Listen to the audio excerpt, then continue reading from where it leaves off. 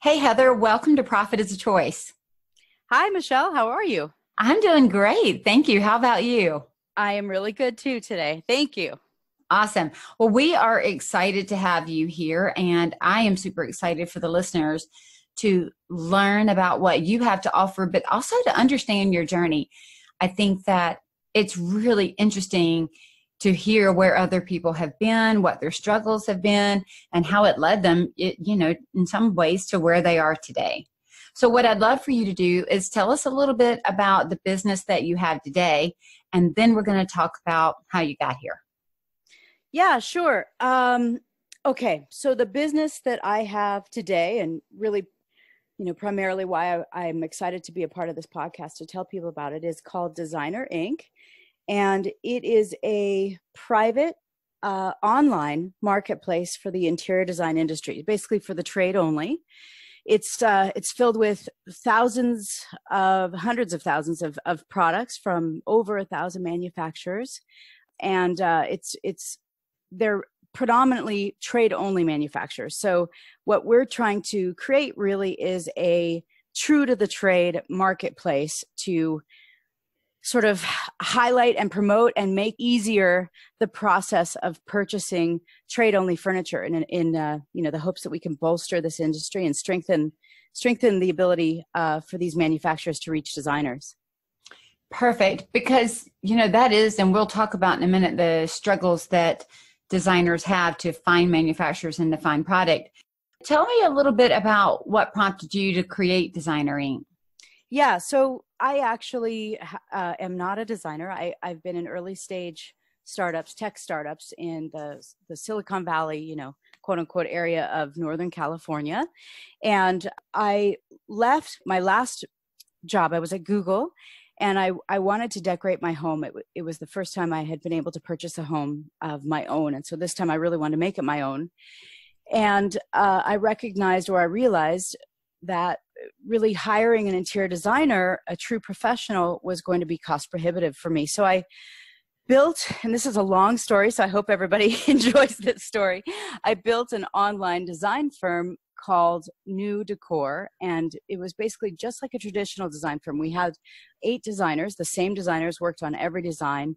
We did the CAD drawings and the full elevations and the traffic flow analysis and all of those good things that designers do. But the difference was we never met our clients in person.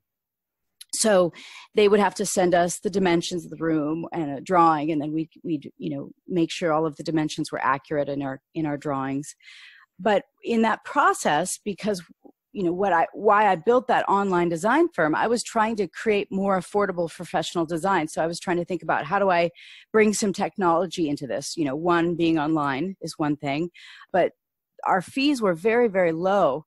And so to be able to scale that and be able to make that efficient and actually profitable, we had to figure out how to bring in technology in other areas, because my team, the process of actually doing all of these different things, whether it's the CAD drawing or sourcing furniture, those things, they take up a lot of time. And every hour of your designer's time is costing you money. So we had to really look at what other technologies could we adopt or leverage to make the rest of the process more efficient. And the biggest area for my team, they were spending 42% of their time looking for furniture. So I'm not even talking about the purchasing part of it. They were just trying to find pieces that were going to be an option for this client, whether it was budget-based, whether it was size-based, perhaps it was a particular style that this design client wanted. And so being able to find the furniture that was going to be an option for us was taking up 42% of their time. And so that's how Designer Inc. came to be. We basically built our own search engine initially. We took all of the products from all of our trade accounts and we put them in one searchable place online for my team. And that's how it all started. Wow. So I got to tell you what I think is humorous in this. Okay. Heather, most of us, if we were to try to hire an interior designer or any kind of professional, and we thought, oh my goodness, that's cost prohibitive where I live, we would have turned to Pinterest and figured out how to do it ourselves. We would not have thought, oh, let's go start a technology company for interior design. That just would not be what most of us would think. We would be like watching HGTV and on Pinterest. And I just am blown away that your way of solving the problem was to start a company, not. Well, I don't know. It's purely selfish, right? If you think about it, I don't know if that's the best thing to be bragging about, but it is true. Yeah, I love projects. I love figuring out really difficult challenges. My husband will tell you I never stop to smell the roses. Poor guy. So I guess I was ready to. It was exciting to me. It was an industry that was so intriguing. Not a lot of people really know about what happens behind the scenes, especially in the tech world. They have no clue that this industry exists, or that the furniture manufacturers themselves even exist. They assume everything's from Restoration Hardware or who knows what, right? Right. So it was just intriguing and exciting, and I was ready for my next project.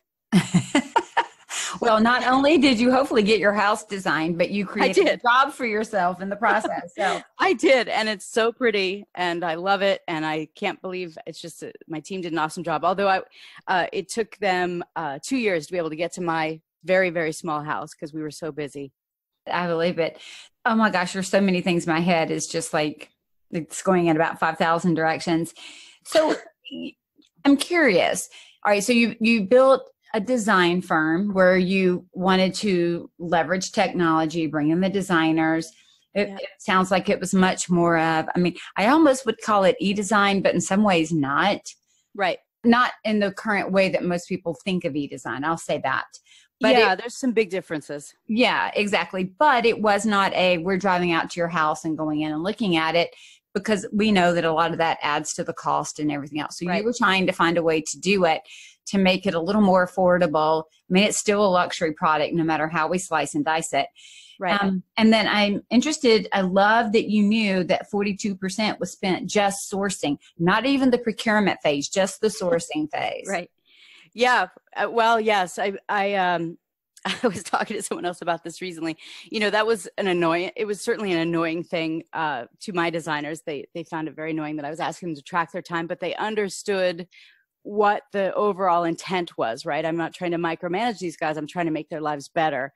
And the sourcing took up a lot of time. And so they recognized that we were going to try to solve that. But also there's another whole element here too, which was sort of the procurement, the logistics, actually buying the products and the logistics around all of that. Sure. That also took up a lot of time, but in that area in particular, my team would just, it was awful. It was a huge chore for them because it was never a clean process and all those kinds of things. So they understood the intent was to make their lives better, ultimately. Sure. And I think a couple different things when I think about this. All right, so let's think about it from the brand new designer's standpoint, okay? Mm-hmm. The more mature designer, and I don't mean in age, I just mean in maybe years of business, mm-hmm. The more mature designer kind of has chosen to some degree their companies that they want to work with, the manufacturers they want to purchase from, that they have created these longstanding relationships. And not to say that they wouldn't bring on some new ones or be interested in looking at what's new, but they kind of have created this team, if you will, to support them in their design endeavors, whether it's because of great service, great product, the aesthetic, the price point, all of it combined. But that brand new designer, I know as a coach to designers, some of their first things are they start off buying retail because they know what's in front of them, and they are scared to death to source because they don't know what they don't know, and they don't even know where to look. And then when you say, I want something that's transitional, or, fill in the blank with some aesthetic term, they go, well, who does that? Well, who has that? And then they're trying to figure out, a style, as you said, within a size, within a budget. And there's so many pieces and parts to the puzzle that maybe they find the perfect manufacturer, but they don't offer anything in the budget. Or they find the perfect style and they don't find anything in the color. There's just so many variables in there. Right. And so what I think is a neat thing is that you saw that just by observing the designers that you had on staff, and recognized that as one of the major pain points. And we both know time is money. It just turns into money. And so if we are being horribly inefficient in our sourcing, it is going to affect our profitability. There's no way around it. Yep. And not to mention, I think, you know, a lot of designers charge for the time, not just sourcing, the hours sourcing, but also the expediting hours. And what I hear from especially big design firms a lot is that their clients either begrudgingly pay that. They don't understand why they're having to pay someone, you know, for hours of time to you know, procure that piece of furniture for them, because they're, as a consumer, their experience is so fast. You go to Amazon Prime, you click a button and it's on its way and in 2 days. 2 days. Right. So a lot of times designers too have told me that their clients, they either have stopped billing it because it leaves such a bad taste in their client's mouth and they want to think of the long term and this client coming back to them, or they'll bill for it, but they know that their clients don't like it or agree paying that part of their fees. So it makes things very difficult in that, you know, even if you're billing for that time, so you're recouping all of that time, it's really leaving a bit of a sort of a tainted feeling or a bad taste in their clients' mouths. That's so true. And you know, sometimes it even makes the designer just feel terrible to have to do it. It almost like it's not the client's fault, but it's also not the designer's fault. They cannot control those things. And I think, you know, it's interesting. Sometimes with, I'm going to put in air quotes here, Heather, e-design, it is so easy sometimes to say, here's the plan, you go do it yourself and move on to the next plan. But if you really want to be a part of the sourcing, the procurement, the product and project management, then you have to be able to deal with the pain of all of that. And that pain is what costs us if we're not careful. It doesn't matter how much we mark up product and how much we charge for time if we're not charging for all of it and covering all of it. And I think that these areas become huge profit leaks. They also become areas where we either feel like we have to hide them. You know what I mean? And I don't mean that in a bad way, but just like roll it into our markup or roll it into our hourly rates or something. So, because we don't feel like we can be as transparent with the fact that, look, I wouldn't have to spend 4 hours tracking this down with a vendor if it weren't for the fact that you ordered it. Because you don't want to then put it back on the client to be, it's all your fault that I'm out here chasing down this product. And it is a lot of time, effort, and energy, but it's also, I think, crucial to this industry. I think it is very, very crucial. It's being able to provide products that are unique, or you're able to, you know, customize down to the thread choice, you know, is one of the really cool things that designers can bring to their clients that really highlights what one of the values of hiring a designer is, just this unique, amazing furniture that they've found for you on your behalf that isn't going to look like your neighbor's, or it's a very individual reflection of your client, which is hard to do out of some, you know, retail furniture manufacturer. Heather, when you and I first met, I don't know, a month and a half ago, when we're having a private conversation, you made a comment about having worked at Google. And we all know Google as the ginormous search engine that it is, among other things, right? Where you can go out and put any word, any phrase, reverse image lookup. I mean, we can do so much, and we use it for so much. And it just provides a wealth of knowledge at our fingertips. And you shared with me that you were shocked to find out that there was nothing like that for interior designers or for our industry at large, that we had to either, first we had to figure out who the manufacturers were, then we had to figure out what their lines were, whether we could afford it or not. Sometimes we couldn't even look behind the veil of their book cover or catalog cover until we could be, you know, so it wasn't even like the door was open. I know, just having left High Point, there were a couple of vendors there, manufacturers, that stood at the door. And if you didn't have an account and weren't with your rep, they wouldn't even let you in. And the thing was, there were potential buyer standing there going, I just want to see if what you have is what I need and the price range that I need. And if it is, I'm willing to go through your buyer. I'm willing to go through I'm willing to go through the hoops. I just want to see what you have to see if it's even within the range of possibility. And they were not allowed entrance. And so I think you saw all of that. I'd love to hear just that. I want you to take me to the moment when it kind of all gelled for you, that there was a huge missing link for technology as far as building the relationship between the interior designer and the manufacturer. What was that like for you?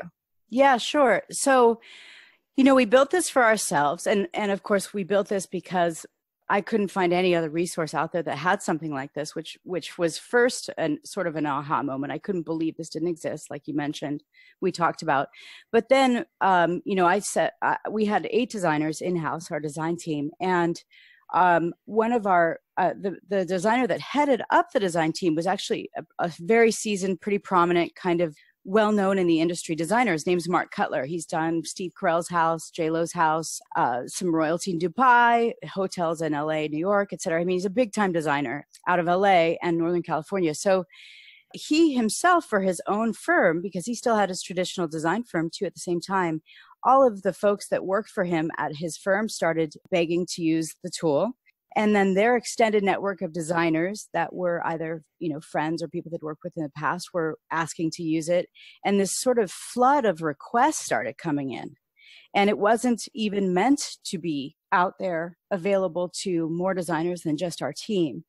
And that was really validating to me that this did not exist anywhere, that this was really needed and has been needed for a long time. That was kind of the huge first aha moment that, like, wait a minute, maybe there's something even bigger we could do here with the work we're doing. And then the other moment too, later down the line, where we were having, and this kind of lends itself to what you were just talking about, sort of how difficult it is to buy from some of these manufacturers or just see their products. We opened it up publicly, beta version. And then designers started emailing us, asking us if we could just purchase this item for them. They didn't have an account yet.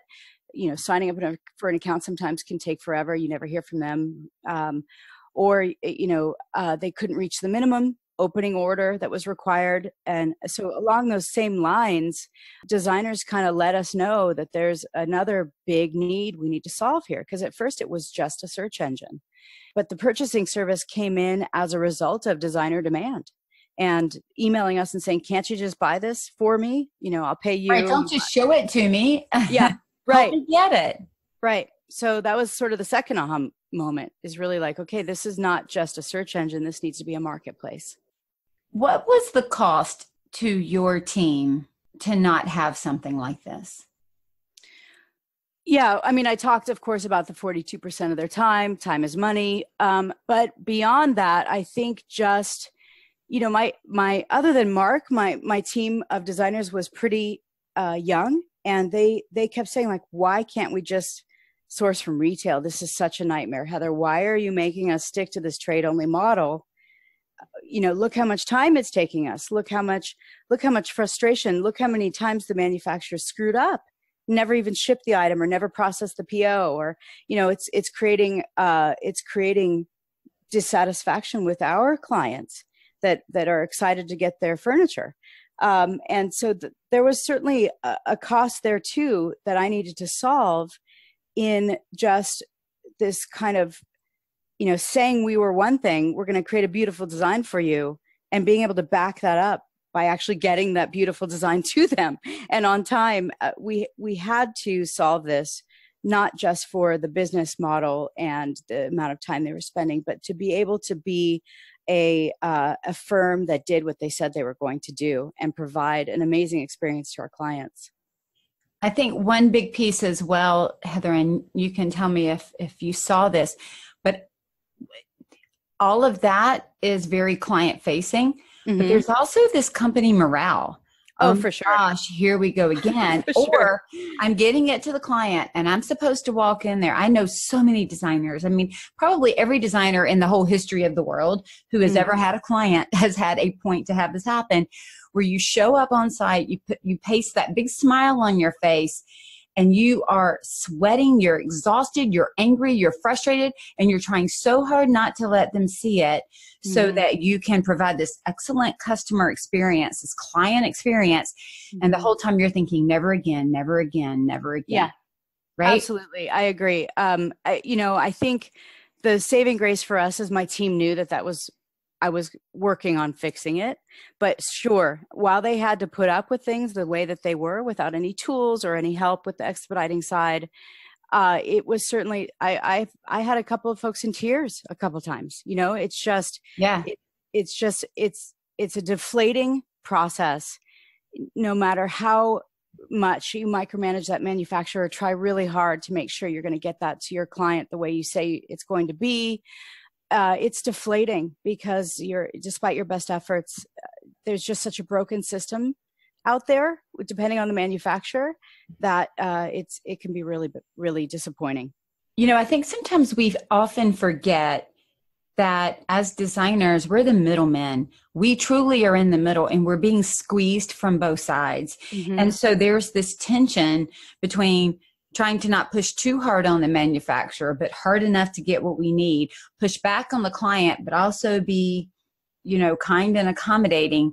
It is definitely, I think, in and of itself as a position in this whole chain, it is very much a middleman position with tension, don't you think? Yeah, absolutely. And I'm seeing, as a result of that, I'm seeing even senior designers with established trade accounts sourcing retail more and more often as we talk to different designers, just because the headache factor is no longer an acceptable trade-off for those extra margins, that commission. And they're trying to sort of change how they bill so that they recoup those margins elsewhere. So it's frustrating. Because those margins are getting sucked up by chasing. So there's really, in some cases, no margin there at all, if nothing else, cutting into the profits to keep the client happy as we chase down. And we haven't even gotten into what happens when the products all show up and they're damaged. Do you know what I mean? That whole next piece of, I think, a broken system that we have. But even just within the sourcing and procuring, if we've lost our money there, we've double lost our money by the time we have to start playing fix it. Absolutely. And I know that I'm here to talk about Designer Inc., but this is going to sound like a horribly obvious sales plug, but really that's what Designer Inc. is solving for these designers. You don't have to worry about that anymore. Unfortunately, we do still. So the headache is not off of our backs, but that's the whole point of Designer Inc. We want to make it easy to find and buy from these manufacturers who, unfortunately, a lot of them just don't have their systems or their act together, their outdated systems, etc. And I think there's something about a headache when it's not what your business is built on. Designer Inc. is built on solving the headache so that you don't have to. Yeah, I mean, there's a thank you. I'm glad you said it. So you're welcome. Too promotional, but it is true. No, but really, because that's the same thing the designer's doing. We are stepping in the gap, saying, let us solve the design piece so the client doesn't have to. That's what business is, solving a problem. So there's nothing wrong with saying, here's the problem I solve. I solve a profitability problem. I'm proud to solve that problem. However, and it shows up differently in every company, how we go about solving it. But that is one of the biggest headaches of interior design, the sourcing, the procuring, and then making sure that it comes in as exactly what was ordered and that it is in good condition, because that's how we meet the need of the client. I'm curious, how long would you say it took you to build your initial beta that you were using just in-house? I know it probably wasn't anywhere near as extensive as it is today, just because of the additions of all the other, people and their needs. But your original idea that you built in-house for your personal design team, how much time did it take to get to that? I think it was very, very basic. Like you said, it's not what it is there today, but it took my main developer at that time, I think less than 2 months. 2 months is very, very expensive though in Silicon Valley engineering costs. Those guys make 3 times what I do as the CEO of the company, and you have to give away your firstborn child. But he still works for Designer Inc. He was my CTO at New Decor. And it took him a couple of months. He was an engineer at Etsy and other sort of major companies you've all heard of. So he's really, really good and really, really fast. And how long have you been working on Designer Inc. as a platform now? That has been, if I really look back at when I shut down New Decor and dedicated only my time to Designer Inc., that's been a little over a year. Wow, that's pretty quick then. Yeah. That's what happens when you have really good designers and really good engineers and people that can pull something together and go, right? And who understand. I think that also shows the passion behind the project. Not just your passion, but the passion of the designers that came alongside, even at Beta, and said, you know what, we don't care what it is. It's got to be better than what we're doing. And that was the attitude. And, to be fair, my design from New Decor, that was several years of basically research, into what would be needed in Designer Inc., whether we knew it at the time or not.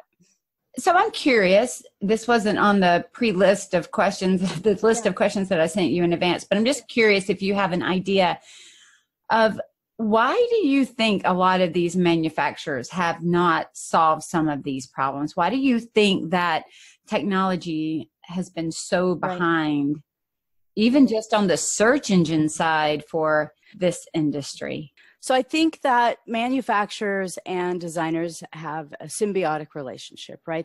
These trade-only manufacturers sell to these designers pretty much exclusively. They are their marketing channel and their sales channel.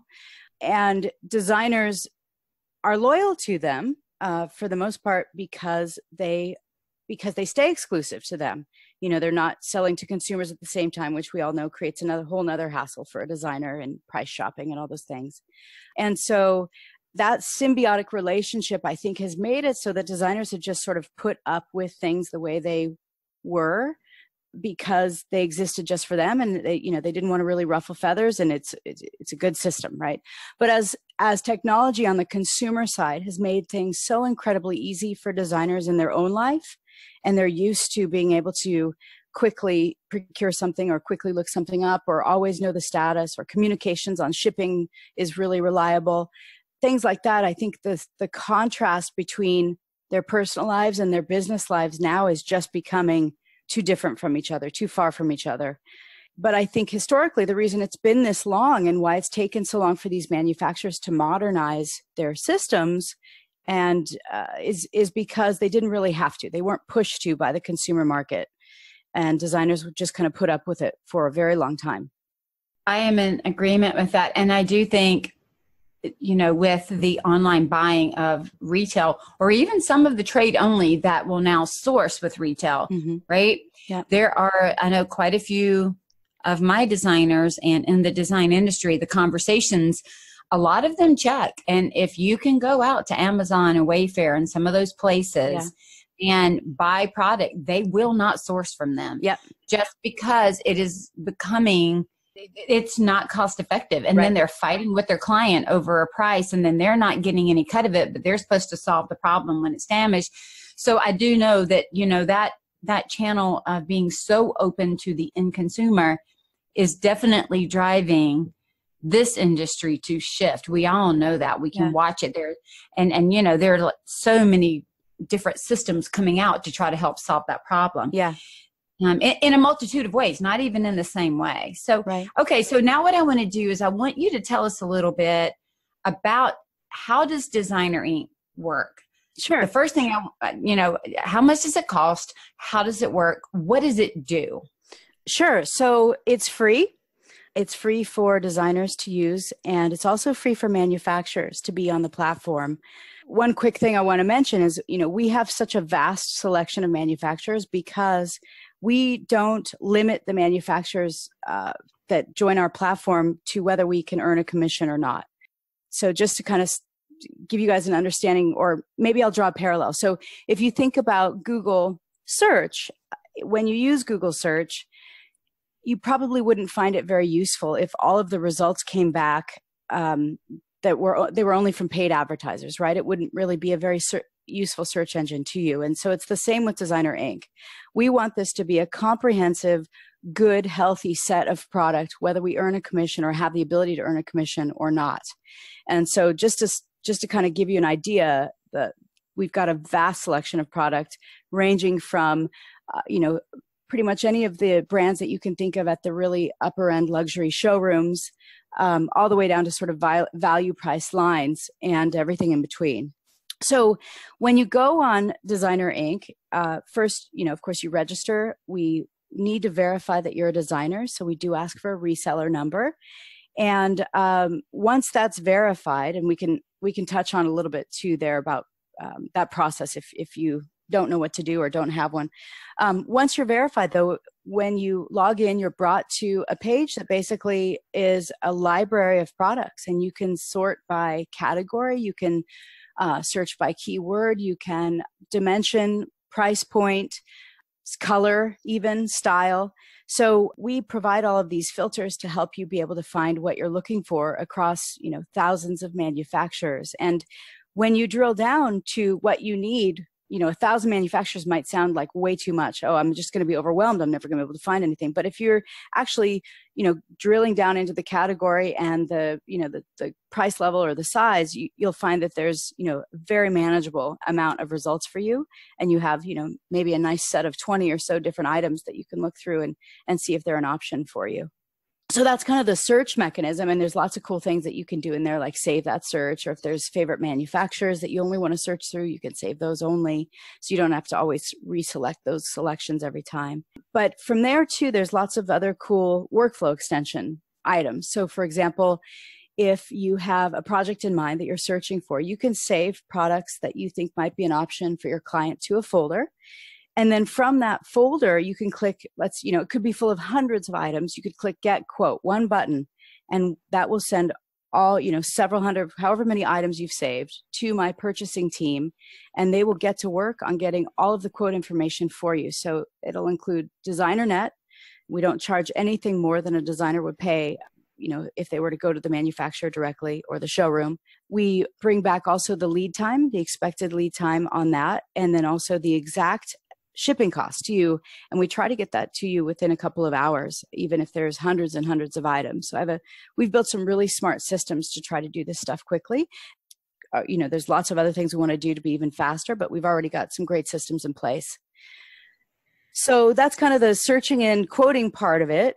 I don't know if that's a good place to break on this, or if you have a question. Yeah, let's stop right there for a second, and then we'll move to the next part. One thing I would say is I know that as a new designer, maybe 1,000 or tens of thousands of vendors might feel overwhelming, but I would say it's fantastic because it's really no different than going to market and then selecting which ones you're going to go see with your time. Yeah. And I also know I don't want it when I go do a Google search or any other type of search. I want it to have access to everything that I'm asking for, and then to pull back this curated list for me based on whatever I put into the search. Yeah. And yours is doing the same thing. Right. And so it doesn't mean that we've got to sit and go through these thousands of 10,000s of vendors. It just means that your program has access to all of that to then return, the set of information that meets the criteria that we've put in. Yep, exactly. So I also love too, Heather, that it can go high and low, meaning you said you've got some of the more value priced vendors in there along with the more exquisite high-end vendors, because a lot of us are working on budgets where we're doing high, low, medium all the way through. Yep. Yeah, we see that all the time. And that was my experience, not necessarily from New Decor, my design firm, but Mark's firm, big, fancy, very wealthy clients, his firm. He wasn't buying based on price point. He was buying based on what he thought was right for the client and for that space, even if it meant, taking an IKEA chair and having it covered in chrome, or whatever. Right. So I saw that even with, a very, very high-end design firm doing high-low design. Yeah. And I think we all definitely do that. And I think that becomes a big selling point with our client. We're not going out unless you just want luxury every single thing. Right. We're going to make the best selection and spend your money as wisely as we can. Yeah. I'm blown away at how quickly you're going to be able to get, or you already do get quotes back, because sometimes, especially if you've got to go to a company that you've never had an account with, and you've got to go through that whole process of setting up an account, like you said, maybe not having the initial opening order, it can just take forever it can be a week or two just to get through the process to even get a price to figure out that you can't afford it. Yeah, absolutely. And the part that tends to be slow, or that we've solved for the most part, that was really slow for us, was the shipping. It wasn't the item price. You could get that back usually pretty fast, or maybe they had a website, which would be great. You could just look it up. But the shipping, nobody made the shipping costs available, and we needed to, send that cost as part of the item cost to our client before we could purchase it. And that was such a struggle.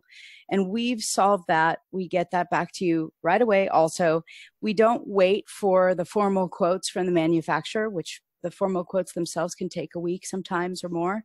We actually have developed our own formulas. So we stick to that price. If we screw up and we don't end up charging you enough when you purchase through Designer Inc., we still stick to that price. It doesn't matter. It's on us. So we've tried to make that really fast by developing our own formulas. I want to talk about that for a minute, then we'll move over and talk about the procurement piece. Sure. But let me say the struggle that I see working with designers, in particular with the charging for the shipping and the handling and all that. So there's one school of thought that says just add, 15 to 20%. Yeah. And on average, it falls within the 15 to 20%. Sometimes it's 12, sometimes it's 22, yeah. But on average, 15 to 20. And so that already says if you've got a product that you're purchasing, you already have to trade.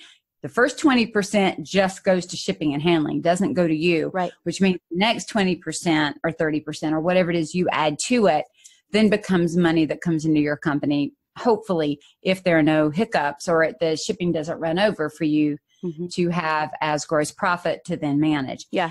The second thing that happens though is for the designers who were throwing that in up front, it actually becomes easier to manage, but like you said, it's easier to manage with the client. However, if things get messed up in transit, they eat all that. And so there's nervousness about, do I just add 15 to 20%? I don't want to gouge. I don't want to do this. And then it doesn't cost that. And then here, it just creates that conversation. Yeah. The second school of thought is I'm going to wait and send the bill when it comes in and just pass on the cost. Yeah. But sometimes at the very end of the project, that can come in and be gathered almost a month after install date. Oh, yeah. And then when you send that bill 4 weeks after install date, the newness, the excitement, they've paid all of your design bills, all the other install bills, it's outside of this shipping and handling bill. And all of a sudden, it doesn't feel so good anymore. Right. And then they push back and then they don't like it. Or the designers are almost embarrassed to send it a month late. It just creates this feeling of discord and discontent. Oh, and so what about sticker shock too? What if yes. just you're like, oh my gosh, that's how much that was? Now it's another $5,000 and I thought we were done. Yeah. What? Yeah. And then, then they're starting to try to negotiate this with the designer who's going, I want to keep you as my client. It puts you back in that position again. Right. And so, yes, that is a huge piece of it, just from even the business management, cash flow management within our own individual companies. So why don't we talk about now, that's a good way to segue. Okay. Talk to us about the procurement side. Like you started this as a sourcing engine, kind of a go find it. And then it turned into, hey, can you buy this for me since I'm already here and I've found it? Talk to us a little bit about what that part looks like in your system in Designer Inc. You request a quote on whether it's one piece or many, many different pieces that you happen to find at that time. My team gets it back to you and it shows up to you in this section called My Products in Designer Inc. So you can go back there and My Products has stuff you've favorited. Maybe you haven't requested a quote on it yet, but it also has the items where you've received a price quote. So all these kind of products that you're interested in, whether we've quoted them or not, live together. You can look at just those that have where the quote's been finished, but you can select from those and click purchase. And so that actually puts all of those items into kind of like a cart system where you can buy those. My team then from there processes the order the same day. And then we get going on getting those placed. And then we follow up with what we call is a communication schedule email. We email you right away with the communication date, the first date that we're going to be checking in on that piece or that item for you to make sure everything's on track or it's on its way. So we really micromanage the process, but we also tell you what our own internal dates are for our own kind of behind the scenes micromanagement of your purchase. We want to show you how we're micromanaging that. And not only do we tell you, we also follow up with you on that date to say, okay, here's what's happened. So we really try to make these, at least remove some of the pitfalls that, we've learned over time can tend to happen with these manufacturers if you don't stay in sort of direct contact and micromanage them. So that's one of the things that designers really love. And then, of course, we continue to follow up. We also handle returns and damages, and you just basically send us an email. We want you to tell us within 3 days of receipt that it's been damaged, and then we work on it all the way till either getting a replacement or a refund. So do you ship then to the individual, either the individual business, or if they have a logistics company, they put in where they want it shipped to? Is that how that works? Yeah. So when they buy it, we do ask for the shipping address. Also, when we quote the item, we will tell you on every single piece of furniture whether a receiver is required by that manufacturer. The manufacturers are the ones, for the most part, doing the shipping. So, 80% of them, unless the item is a small parcel item, do require that a receiver receive that for the designer, so a commercial address. But we do also do our own. If a designer really wants this to get to the residence of their client for whatever reason, we also can arrange that. So we basically take that over and use our own receivers and warehouses for that instance. Wow. So this is a lot of problems that are solved in one place. Aren't you exhausted? No wonder you're not smelling the roses. I love it. I absolutely love having a smooth process, knowing, it wasn't a great process to begin with. It's a really big sense of satisfaction for me. And by the way, we're not perfect, right? We're still, building all these systems and making these processes smooth take money and time. So we're not perfect, but we have some amazing plans I'm so excited about just to make this even more streamlined. You know what I love too is I'm a firm believer that nothing in our life gets wasted if we learn the lessons that it teaches us and, move forward with it. And so when you just even think about all the things that you did in your life prior to starting your design firm, right? Mm-hmm. All of that. And then it added to the things you learned in that company to then solve this problem. You wouldn't have known this problem existed had you not said, oh my gosh, I don't think I could design my own house, so I'll just go build a company to do that, right? Yeah. I still think that is so funny. That's going to be like the best ever. I think I have a problem. I'll go start a company to solve it. I love it. It is kind of a funny path, but I think it's, it is how most companies get started. It's just, if someone sees a problem, nobody's fixing it. Okay, I'm going to fix it. You just have to. And you have the ability, you have the know-how, you have resources that a lot of us wouldn't have. Yeah. And you see it differently. I think that's the beautiful thing about each individual designer. Yeah. Is they're walking into a home and they're going, here's that client's problem. And I have an individual way of solving it by the way I see the world. And then they bring their magic, if you will, to the space. Right. Right. And it's important who we work with and how we do business. Yeah, absolutely. Actually, that's one of the things. Integrity is critical, I think, in any business, but also maybe even more important in this business because it's so based on relationships and a lot of small, businesses that are basically amazingly talented, but they're just one person team. So I think integrity is incredibly important in this industry. I think one other thing that's awesome about the offering that you and your team have is that a lot of design firms, especially the smaller design firms, are by themselves. It's one person. Right. And so it's the designer or maybe the designer and an admin or somebody to help them, a bookkeeper, some smaller resources on the side. Mm-hmm. And so having a platform like this, kind of this marketplace, I think is one of the ways you've used to describe it.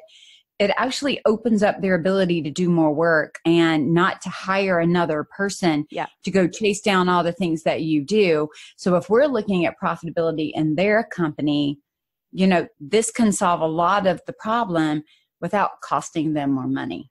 Absolutely. I think this is at least one head count, we can save you. I do have several of our really, really active designers who've personally told me that they've been able to sort of go it alone without needing an assistant or needing to hire somebody thanks to Designer Inc. So that's, a really amazing thing to hear. That's huge. I know I have worked with quite a few other technology platforms, and it's the same kind of thing. Yeah. Based on the problem that they solve, it actually, and look, I'm all for hiring people. Yeah. But what if we could hire people to do a higher level job than this? Well, right. I mean, right. It's not that we're not hiring. We're hiring them for a different position to do a different job. Or you're able to do double the jobs now. So now my hire is supporting this, more income coming in. Exactly. As opposed to what would normally be a drain on the company. Yeah. So if somebody is stuck and they're afraid and they're not sure, how can they get past that? And I mean, there's no quota. We can just jump right into Designer Inc. and give it a shot, right? Yeah, absolutely. And I think one of the fears, by the way, that we hear the most, not as much now, but definitely in the beginning, was also, again, I said I feel this industry is all about relationships. And so certainly one of the fears that I believe exists is designers don't want to alienate their existing relationships with different manufacturers or sales reps or whatever. So, if that is a concern of yours, which I think is a noble concern, that's a big point I want to address, which is Designer Inc. actually, for the products where they are sold exclusively through showrooms, or they have sales rep network as their sales channel, we buy through those sales reps and those showrooms. We don't vie for a commission there, and so we're not cutting anybody out. And in fact, when you purchase through us, there's a field in the checkout page where you can call out your preferred showroom for the purchase or your preferred sales rep. So we really try to honor that relationship too. So that's, I think, one of the bigger fears we hear about. It's like, well, why would I use Designer Inc.? I really love my gal, Marjorie, my sales rep, whoever it might be. And we absolutely want to make it so that we fit within that desire to stay loyal. That is such a great point. Absolutely a great point, Heather, because that's one of the ones that I hear when people even are going to procure through even a private source was, well, what about my rep? Yep. And the reps need a job. I mean, we're not trying to cut anybody out of a job here. Right. But, if you don't even know the rep exists, or you don't even know the company exists, number one, you can find them through Designer Inc. But number two, you can, like you said, put their name in as you check out. Yep. And it still keeps you loyal to them and working within the way that the manufacturer needs to work for the channels that they have set up. You're not trying to work around it. It's right. Trying to work with them, which is pretty amazing.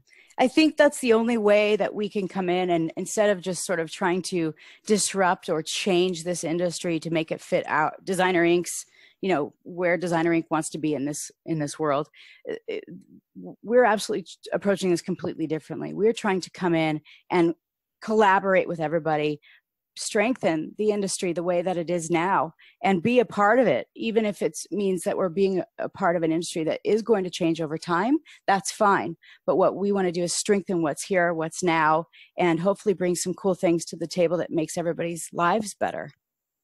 What would you say is one of the biggest lessons you've learned to date regarding business? I touched on it a little bit, I think, but really, operate with integrity for sure, first and foremost, but also don't assume others are. So I'm not recommending being paranoid at all. But I certainly have some instances where, I wish I'd had them sign an NDA. There is a big consumer facing furniture website. Everybody knows their name. They purchased or acquired a project management software for the design industry. And we did some partnerships in the early days with those guys, or some collaborations, sort of gentlemen's agreements. But, when it all came down to it and they were acquired, there were some kind of shady things that happened on their part that I wish I had not, I wish I'd protected ourselves from.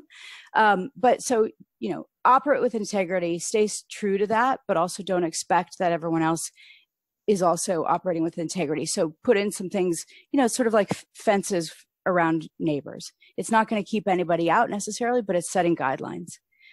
I love that. That's true, whether it is the designer with the client. Mm-hmm. In all relationships, it is extremely important, I think, to heed that advice. And I have been caught in certain things like that as well, where I trusted that somebody had the same best interest that I had, that we talked about and thought we had. Mm-hmm. And then they're shifted later. So Yeah. I think that is really, really great advice. Any other tidbits of wisdom?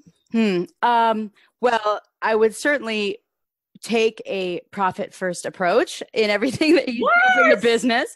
I think that was one of the things that I love so much about talking to you, Michelle, that first time, was your approach, because I do hear from designers all the time that are struggling because they're like, I didn't bill for that. I just felt bad about it. I didn't, recognize your worth and your value, be fair also, and operate with integrity, but, profit first. The onus is on you to prove the value of hiring you, but then make sure you can make a living at this, because you are talented, and it's important that you're out there. And, only designers can only do what designers can do. I am envious and appreciative and really revere and respect what designers do. So make sure you guys are charging enough and being fair and recognizing your value. Whoop, whoop. Can I give a big high five to you from computer to computer? Yeah. Well, because here's the truth of the matter. And I love that you said that. And I know we had a great conversation about profit first and profitability in general. And yes, we've talked about today, even just the profitability of our time and efficiencies and, in the procurement and the sourcing and all of that. But really, at the end of the day, it also comes down to, I love Mike Michalowicz calls profit sustainability. Right. So it's really about being sustainable so that we're there the next time they come back. Right. It does us no good to fall on the sword for every design project we do. Right. We're not going to be there the next time they call us. Yep. So we need to have a healthy salary, which makes us love our job, love the people that we work with, and makes us committed to solving their problems. Right. Because we know we're being paid for it, and we can then go take care of our family. Yep, absolutely. Think of the longer term, and, maintaining your ability to be who you are and do what you do. Absolutely. Absolutely. So now let me ask you this. What's one of the next big profit goals in your business? So we are in the middle of fundraising. We have some investors, and basically what we are excited to do is to be able to offer some really amazing promotions to designers, better pricing than they've ever seen, and, dedicating a lot of money to being able to promote these products and pass on savings to the designers. So that's something cool that's coming. And then, of course, along with that, those investors and sort of some capital injection, we're able to also build some really amazing, cool technologies, things like image recognition, better intelligence with the products. We're going to be adding cool things like being able to sort by shape, table shape. You want a dining room table that's an oval or a rectangle or a square. Some really, really cool attributes and the ability to really search the way designers really need to search, down to these finer details. So cool stuff coming. Great promotions, great prices, and then also some amazing features. Trying to think, there's a whole bunch of other features, but I'm not sure if it will be time to speak to them or not by the time this podcast airs, but we're pretty excited. We'll just have you back on when all those fun things come out. And I'll say this, I don't think we always even stop and think about the complexity of search, and not just searching within one manufacturer's product line and descriptions, but what does this look like across all product lines and all descriptions, because they are not the same. They use different words, different language, different everything. I know even just on the window treatment side, we've tried to get some clarity just on the hardware, just talking to all the hardware vendors, and they don't all use the same terminology. And so, it definitely can present a challenge. And so I can see that as exciting and also a lot of work to get there. It is a lot of work. I mean, we don't, a lot of times the manufacturer isn't even able to give us a description for the item. So we're trying to really figure all of those things out. But we're doing some really cool things, though, to be able to make these things get better information and or figure out better information on our own. That's fantastic. So Heather, I want to wrap up by telling everybody how they can go in and give Designer Inc. a try. And so they can go to designerinc.com. And as you stated earlier, they put in their information, they put in their resale certificate ID. Mm-hmm. And I'm in Georgia and I tried it and it did come back as we talked about.